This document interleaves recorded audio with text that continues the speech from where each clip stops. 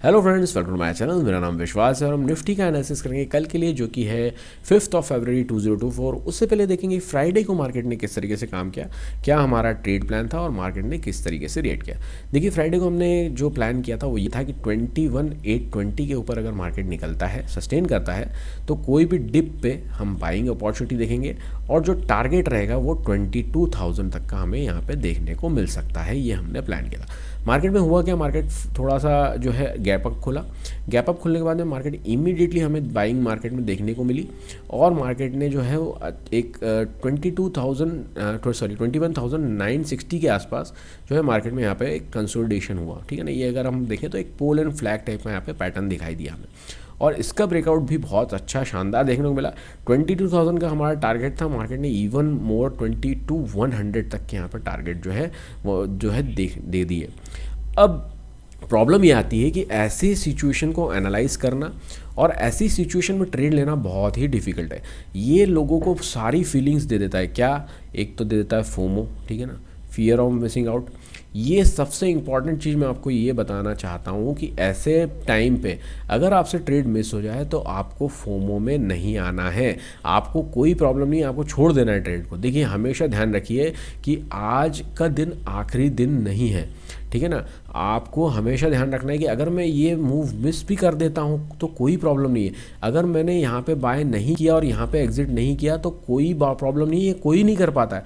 ये किसी के लिए इतना आसान नहीं कि आप यहाँ पे वो बाय करें और यहाँ पे एग्जिट करें। ये सिर्फ दिखता है। आप हमेशा ध्यान रखिए, हमारी सोच जो है, हमारे एजम्पशंस जो है वो हमें ले डूबते हैं। सबको क्या लगता है कि ये ट्रेड था, यहाँ पे इतना अच्छा पोल एंड फ्लैग पैटर्न बना, इसका ब्रेकआउट हुआ और मैं अगर ले लेता तो मुझे यहाँ तक का टारगेट मिल जाता। अब ऐसे कितने लोग होंगे जिन्होंने यहाँ पे ट्रेड लिया होगा। अब कुछ लोग यहाँ निकल गए होंगे, कुछ लोग यहाँ निकल गए होंगे और कुछ लोग जो यहाँ निकले नहीं होंगे वो निकल गए होंगे। वो तो भी मैं बोलूँगा कि ठीक है, वापस नहीं घुसे होंगे तो ठीक है।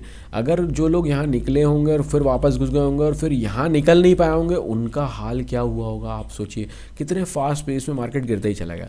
किसी ने सोचा होगा यहाँ से कि अगर यहाँ पर अगर वो होल्ड कर रहा होगा तो उसको लगा होगा कि अभी एक मार्केट थोड़ा बहुत करके इस तरीके से और ऊपर चले जाएगा, लेकिन मार्केट नहीं गया। थोड़ा उसने और सोचा होगा कि नहीं यार यहाँ पर सपोर्ट मिल जाएगा, लेकिन यहाँ पर भी नहीं मिला। मार्केट इसको नीचे की ओर ब्रेक कर दिया। अब उसके पास में अगर स्टॉप लॉस नहीं है, एसएल उसने नहीं लगाया है, तो वो देखता ही रह गया होगा और उसका अच्छा खासा लॉस हुआ होगा। तो ये चीज़ें देखिए हमें अवॉइड करनी है ट्रेडिंग में, ठीक है ना। हमें क्या करना है, अगर हमारा ऐसा कोई मूव मिस हो जाता है तो हमें इसके ऊपर ध्यान नहीं देना है, इस पे ऊपर फोकस करना है कि हमें किस तरीके से हमारे रूल्स, ठीक है ना, हमारे जो प्लान है, ठीक है ना, और हमारे जो डिसिप्लिन है उसके ऊपर अगर ट्रेड मिल रहा है तो ही हमें ट्रेडिंग जो है वो करनी है। अगर हमें हमारे रूल्स, प्लान और डिसिप्लिन के हिसाब से ट्रेड मिलता नहीं है तो हमें कोई भी ट्रेड एग्जीक्यूशन नहीं करना है। और अगर हम नहीं कर पाए हैं या ट्रेड था वहाँ पे और हम नहीं कर पाए तो भी हमें जो है मार्केट को अवॉइड कर देना है। हमें दूसरी अपॉर्चुनिटी देखनी है, हम बाद में देखेंगे अब, है ना। इसीलिए ये सब चीज़ें जो है ये बहुत ही बड़ा हिस्सा है माइंड सेट का।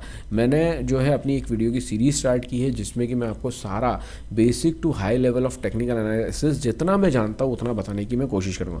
उसमें सबसे इंपॉर्टेंट चीज़ है माइंड सेट, उसमें साइकोलॉजी।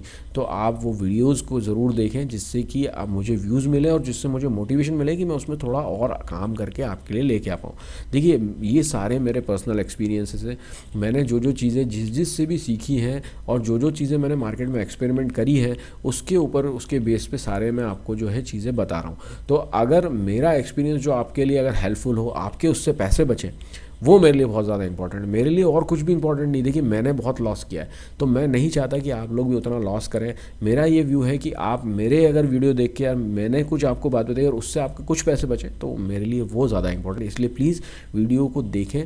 मैं कोई भी उसमें चीज़ हवा में नहीं बता रहा हूँ, जो मैंने एक्सपीरियंस किया वही बता रहा हूँ। हो सकता है कि मेरा नॉलेज उतना अच्छा ना हो, लेकिन जितना भी मैंने सीखा है वो मार्केट से सीखा है और जो चीज़ें मैं बताने वाला हूँ मेरे पर्सनल एक्सपीरियंसेस हैं।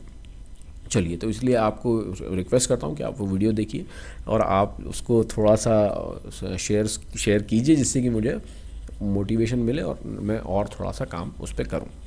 तो ये देखिए, ये जो आप समझ गए होंगे कि ये पैटर्न्स को पकड़ना, इन पैटर्न्स पे एकदम एग्जैक्ट लेवल पे बाय करना, ये सब बोलने की बातें होती हैं। आपको ऐसा लगता है कि यार हम कर लेंगे। देखिए, किसी ने इसके ब्रेकआउट पे बाय किया भी होगा, मैं आपको बता रहा हूँ। किसी ने इसके ब्रेकआउट पे बाय किया होगा तो मैंने क्या बताया कि कोई यहाँ निकला होगा, कोई यहाँ निकला होगा, कोई रुक गया होगा तो उसकी बैंड बच गई होगी, है ना। होता है ना, कोई यहाँ पे बाय नहीं कर पाया होगा एकदम से ब्रेकआउट पे, ऐसा भी होता है। कोई विचारवान व्यक्ति होगा जो सोचेगा कि यार ये रेंज कितनी बड़ी है। अब आप ये भी सोचिए, जो अगर मार्केट में काम कर रहा है, जिसको थोड़ा सा भी मार्केट का आइडिया है, वो पहले क्या देखता है कि वो पहले देखता है कि मेरा स्टॉप लॉस क्या आता है, ठीक है। तो हम जब भी स्टॉप लॉस की बात करते हैं तो हम सबसे पहले हम एंट्री लेने से पहले हमारा स्टॉप लॉस देखते हैं, कितना स्टॉप लॉस आ रहा है। अगर मैं इसमें देखूँ तो 52 पॉइंट्स का स्टॉप लॉस आ रहा है। 52 पॉइंट्स का स्टॉप लॉस अगर मेरे रिस्क मैनेजमेंट के हिसाब से, है ना, मेरा जो रिस्क मैनेजमेंट का रूल है उसके हिसाब से तो बहुत ज़्यादा है।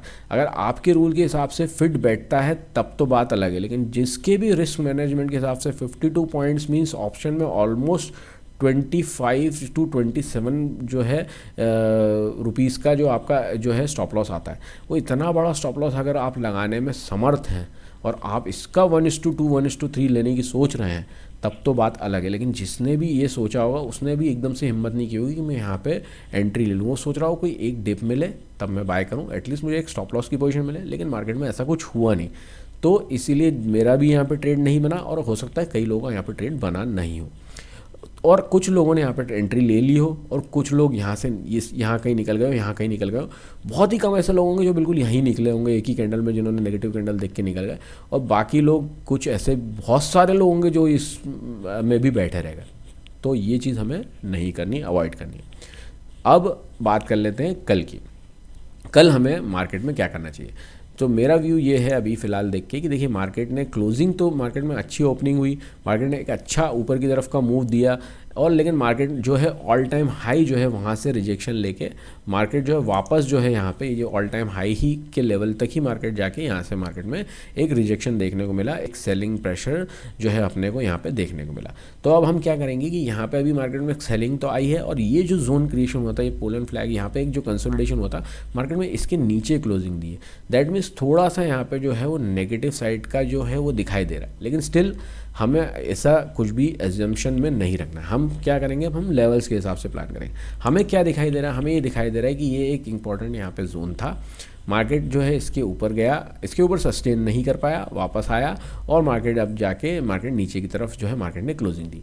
अब अगर मार्केट कल के दिन ओपन होने के बाद में अगर फ्लैट ओपन होता है, ऊपर की तरफ जाता है और इस लेवल को ब्रेक करता है जो कि लगभग 21,965 के आसपास की लेवल है, 21,965, इसके हाई को यहाँ पे मार्केट ब्रेक करता है तो हम वेट करेंगे, मार्केट के इसको ब्रेक करने देंगे, एकदम से ब्रेकआउट पे नहीं लेंगे। हाँ, अगर यहाँ पे हमें कोई स्टॉप लॉस की पोजीशन मिल रही है अगर हमारे रिस्क लेवल्स के हिसाब से, तब हम यहाँ पे ट्राई कर सकते हैं ब्रेकआउट पे, और नहीं तो हम वेट करेंगे और कोई भी एक छोटे से डिप पे हम यहाँ पे अगर कोई भी अप मूव के लिए बैठेंगे, उसमें टारगेट हम जो रखेंगे 22,000 से लेकर 22,050 तक, यहाँ तक का हम टारगेट रखेंगे। क्योंकि देखिए टॉप से एक बार रिजेक्शन ऑलरेडी मिला है ना, दूसरी बार भी यहाँ पे दूसरी बार यहाँ पे रिजेक्शन मिला है इस लेवल से, हो सकता है थर्ड टाइम भी यहाँ पे हमें रिजेक्शन देखने को मिल सकता है। इसलिए हम यहाँ पे एकदम से बैठे नहीं रहना है कि हाँ ये ब्रेकआउट ही हो जाए, हो भी सकता है, लेकिन हमारा टारगेट हमें लेके निकल जाना है। एक तो ये व्यू हो गया। तो अगर हमें लॉन्ग साइड जाना है तो ये व्यू है। अगर शॉर्ट साइड जाना है तो शॉर्ट साइड की एंट्री जो है वो इन लेवल्स के नीचे, मतलब 21,800 के नीचे अगर मार्केट निकलता है तो फिर हम यहाँ पे भी सेम सिनेरियो रखेंगे। अगर मार्केट यहाँ से निकल के हमें कोई स्टॉप लॉस की पोजीशन देता है रिस्क लेवल के हिसाब से तो हम यहाँ पे जो है एंट्री करेंगे, अदरवाइज़ हम वेट करेंगे कोई अप मूव का और सेकंड अटेम्प्ट में यहाँ पे ट्रेड लेंगे। तो 21,700 तक का पहला टारगेट, दूसरा टारगेट 21,640 तक का, और अगर गलती से इसके नीचे मार्केट चला है तो नीचे के लिए हम अच्छे खासे टारगेट, नीचे तो 500 तक के भी टारगेट हमें देखने को मिल सकते हैं, 21,500 तक के। तो हो सकता है कि वो आने वाले दिनों में मिले अगर नीचे की तरफ मार्केट कंटिन्यू करता है। लेकिन अभी फ़िलहाल हम किसी भी तरफ के एजम्पशंस पे, देखिए मैं आपको वही बोल रहा हूँ कि हमें एजम्पशंस नहीं बनाने, हमें अपने एनालिसिस पे काम करना है। हम एज्यूम नहीं करेंगे, हम ये करेंगे कि हमें ये दिखाई दे रहा है ऐसा होता है तो हम इस तरीके से प्लान करेंगे, ऐसा होता है तो हम इस तरीके से प्लान करेंगे। लेकिन प्रैक्टिकली जब मार्केट ओपन होगा, जब मार्केट में चीज़ें होंगी, तब हमें अपने लेवल्स को याद रखना है, तब हमें सारी चीज़ें देखना है और मार्केट किस तरीके से रिएक्ट कर रहा है। सडन एकदम डिसीजन नहीं लेना, थोड़ा सा वेट करना है। इवन अगर आपका ट्रेड छूट जाए तो कोई प्रॉब्लम नहीं है, हमें वेट करना है, फोमो में नहीं आना है ना। हमें कहीं कोई मिसिंग नहीं होने वाली हमारे पास बहुत एन नंबर ऑफ अपॉर्चुनिटीज़ है। हमें आज नहीं, कल नहीं, परसों नहीं, किसी न किसी दिन अच्छा ट्रेड मिल जाएगा। कई ऐसे ट्रेडर है, आपको पता होगा, अगर आप देखेंगे, आप पता कीजिए, पढ़िए, ऐसे ट्रेडर हैं जो हो सकता है कि महीने में 1 या 2 ही ट्रेड लेते हो। उनके इतने सॉलिड कैलकुलेशंस होते हैं, इतने सॉलिड प्लान्स होते हैं कि वो उसी सिचुएशन पर ट्रेड लेते हैं, और बाकी सारी जो उनके सामने ट्रेडिंग होती रहती है, बड़े बड़े मूव आते रहते हैं, वो उससे उनको कोई फ़र्क नहीं पड़ता। उनके बस 2 ट्रेड होते हैं, उसी में वो उनका जो है सारा जो है प्रॉफिट जो भी है वो उनको अपना मैनेज कर लेते हैं। तो ऐसा नहीं होता, इसलिए आप इन चक्करों में मत पड़िए। कोई फोमो नाम की चीज़ नहीं होती है। आपको सिर्फ ये करना है, आपको इसके चक्कर में पड़ना ही नहीं है। आपको सिर्फ अपने प्लान्स, अपने रूल्स, ठीक है ना, हमें रूल्स पे ध्यान देना है। हमारे क्या रूल्स है ना, हमारे डिसिप्लिन। अगर आप डिसिप्लिन पे फोकस करेंगे, रूल्स पे फोकस करेंगे, और अपने जो सेटअप है, आपने जो एक प्लान किया हुआ है ना, सेटअप बोल लीजिए, ठीक है, आप उसको प्लान बोल लीजिए, आप इसको फॉलो करेंगे और इस डिसिप्लिन के साथ में रूल्स को फॉलो करेंगे, तो आपको कभी भी लॉसेस नहीं होंगे। लॉसेस नहीं होंगे तो नहीं बोल सकता, लेकिन आपके लॉसेस जो है अंडर बजट होंगे, एज पर रिस्क मैनेजमेंट ले होंगे, और आपको नुकसान उतना नहीं देंगे जितना बाकी लोग फेस करते हैं। तो ये रहे कल के लिए मेरे आपके लिए लेवल्स। और अब आपसे वही रिक्वेस्ट है कि प्लीज़, अगर आपको अच्छा लगे वीडियो तो लाइक, शेयर, सब्सक्राइब करना ना भूलें, जिससे कि मुझे मोटिवेशन मिले और आगे काम करने में मुझे मज़ा आए। तो अभी के लिए इतना ही। अगर आपको वीडियो अच्छा लगे तो लाइक, शेयर, सब्सक्राइब करना ना भूलें। Thank you so much, bye bye, take care and happy trading.